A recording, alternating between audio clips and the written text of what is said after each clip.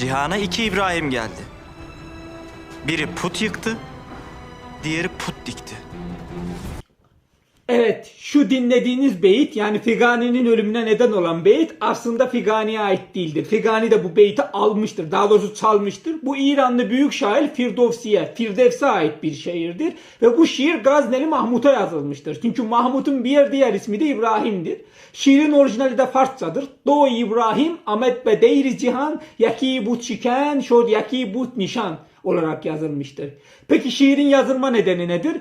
1010 yılında tarihin görüp görebileceği en muhteşem eserlerden bir tanesi olan ve İran-Turan Savaşı'nı anlatan Şahname adlı eseri Firdevs'i Gazneli Mahmut'a sunmuştur. Tabi Gazneli Mahmut'un yanında bu eserin önemini anlayacak insanlar olmadığı için himcim laf edilmiştir. Bunun üzerine Gazneli Mahmut her kelamına bir altın söz vermişken bir gümüş göndermiştir. Rivayet edilir ki Firdevs'i Gazneli Mahmut'a ben bu gönderdiğim parayı peşkeş diye dağıtırım demiştir ve hamamda bahşiş olarak dağıtmıştır. Yıllar sonra Gazneli Mahmut bir Hint seferi sırasında bir kaleye son ihtar mektubunu gönderdiği zaman nişancı bu mektubun sonuna Firdevs'den bir beyit eklemiştir ve bunun üzerine kale teslim olmuştur.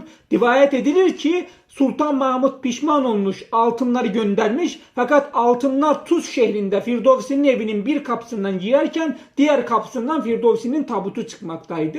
Peki yazılan o beyit neydi? Çün ferda berayet bülent da fitap, meni gürzi be meydan afrasi yap. Çenanet be kudem be gürzi giran, ger pulat güdet ahenk giran. Yani seher doğarken güneşer meydanına, seni gürzümle öyle bir döverim ki demircilerin demiri dövdüğü gibi ses gelir anlamına gelen bir beyittir. Ki biz beyitin ahenginde o sesi duymaktayız.